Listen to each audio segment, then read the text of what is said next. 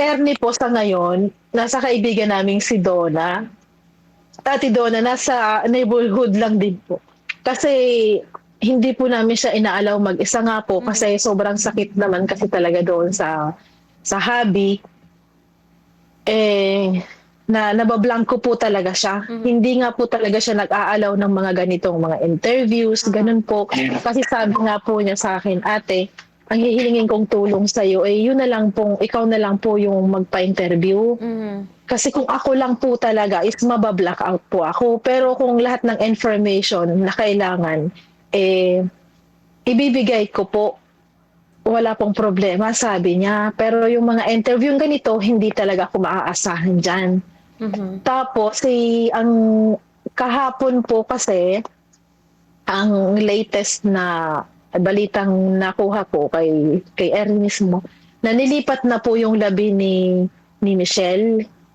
Nilipat na po from dito sa Tel Aviv, nilipat po siya ng Rishon Lezion. Nandoon na daw po. Tumawag yung DSWD habang nandoon kami kahapon sa pinangyarihan. At saka, sa ano naman po, sa pag-uuwi naman po ng labi, hindi pa namin alaman kung kailan kasi by Monday pa lang po mag-o-open ng airport. Sa ngayon po, yun pang tentative pa po. Hindi pa po namin alam yun kasi mag-o-open po siya para po sa mga na-stranded na Israelis na nasa labas ng bansa. Hindi po namin alam kung palabas ay papayagan na kami. Kasi may flight nga din po ako next week. Yes. Ma'am Mel Grace, pero kayo po, hindi pa po kayo nagkakaroon ng pagkakataon na like masilayan po yung mga labi po ni Ma'am Mary Ann hanggang sa ngayon, ma'am? Hindi pa po kasi nung Sunday, sunod-sunod pa po kasi ang alarm noon. Tinawag na po sa akin nila kung nasaan, ate, kung gusto mo pong tingnan ang labi ni friend natin, sabi nung nanay-nanayan dito. Naandito kami. Yung namang nagpapahatid ako sa asawa ko, sabi niya, I think it's not worth it pa na makita mo siya ng ganyang lagay kasi every 10 minutes, 15 minutes may alarm. Sabi niya, may mga pamilya ka rin, may tatlo ka ring anak. Siguro pagka na lang, pag okay ng lahat, sabi niya, ihahatid kita. Any moment, anytime, kahit saan, sabi niya. Sabi ng asawa ko. So open, yes ma'am, open po siya doon po sa mga mga kapwa natin Pilipino dyan na nais pong makita yung mga labi po ni Ma'am Mary Ann. Anytime, pwede po nilang mapuntahan, ma'am? Hindi pa po. Kasi alam ko po doon, naka-preserve po yun. Naka-preserve po kasi yung body. Kaya hindi ko po alam kung allow po ba ang ganon.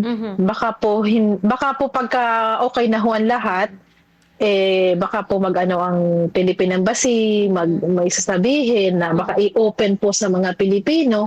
Baka saka lang po. Pero sa ngayon, hindi pa po talaga.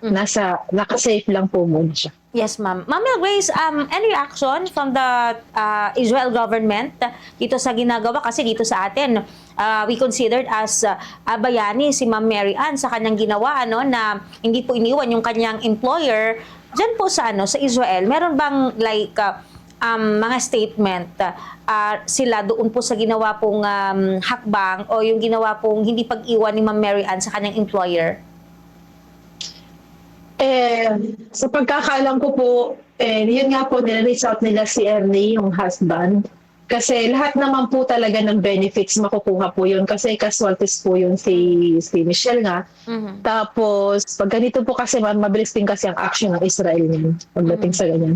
And naiyak nga din po sila kasi nung Sunday po na hapon, 7, hapon po na news dito, na-interview din ho ako kasi nandun po ako nun sa area. Yung mga Israeli po talaga, nag-iiyakan sila. Sabi nila, we want more Filipinos like this. Na alam mo po ba yon yung moral ng Pilipinong caregiver? Kasi matagal na po kaming walang pumapasok na caregiver dito sa Israel. And puro India. So sabi nila, every time na nakikita nila ako doon dito sa area, sa buildings, kung saan man po, sinasabi nila lagi sa akin na we need more Filipinos. We need more Filipinos like Michelle. that they are so dedicated to their work. Yun po lagi ang ano, nag-iiyakan din po talaga sila. At saka tinatanong nila sa akin kung how we can help. Paano, tapos sinasuggest din po nila sa akin na mag-fundraising daw po ako. At magbibigay daw po sila yung mga individual dito.